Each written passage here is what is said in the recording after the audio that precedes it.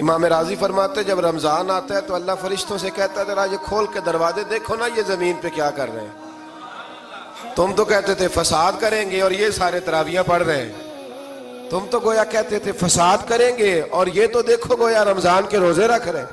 ये तो मेरी याद में निकले हुए हैं। तुम कुछ कहते थे और देखो मैंने तुम्हें कहा था ना, जो मैं जानता हूं वो तुम। अल्लाह ने फिर हजरत आदम अलैहिस्सलाम को तमाम जमाने के उलूम अता किए, इल्म सिखा लिया। तो फरिश्तों से कहा तुम भी इन चीजों के नाम बताओ, तो वो बता सके नहीं। अल्लाह ने फरमाया अब इस तरह करो, आदम को सजदा करो।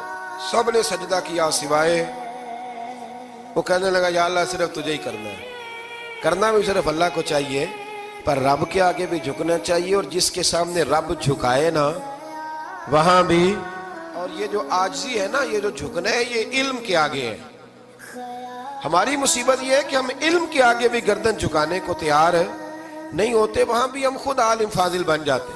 तो फरमाया कि सबसे का सजदा करो, सब ने सजदा किया सिवाय इब्लीस के। तो फिर हुआ क्या, वकान मिनल काफिरीन, वो काफिरों में से हो गया। फिर अल्लाह ने हजरत आदम को और जनाब हव्वा को ना मकाम दे दिया जन्नत में रहने के लिए, और कहा सारा कुछ खाना, दरख्त के करीब ना जाना।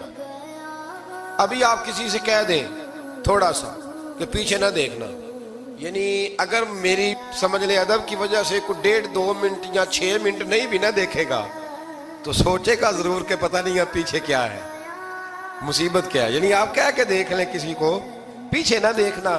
फितरत है ना इंसान की, वो जुस्तजू करता है, कहा इस दरख्त के पास ना जाना।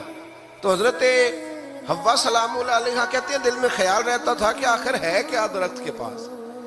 यही इंसान का अकीदा तौहीद है कि जहां से रब मना कर दे वहां वो मना हो जाए। और ये उनकी खता नहीं थी, ये अल्लाह की हिकमत थी, चूंकि रब ने तो पहले कह दिया था बनाया ही जमीन के लिए, तो ये तो सारा कुछ होना था तो जमीन पे आना था ना।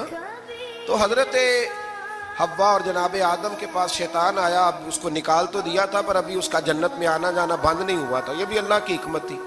तो वो कहने लगा तुम्हें पता है बाद में मर जाओगे। तो हजरत हव्वा कहने लगी क्या मौत भी आएगी? कहाँ, उसकी तकलीफ भी बड़ी होगी, तो फिर बचेंगे कैसे? तो कहने लगे फल खा लो उस दरख्त का।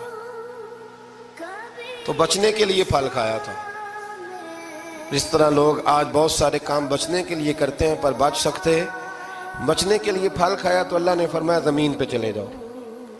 तो हजरत आदम जमीन पे आए, फिर कई 100 साल रोते रहे। फतलक्का आदम मिर रब्बिही कलिमात, तो फिर अल्लाह ने खुद ही जनाब आदम को कुछ कलमे सिखाए।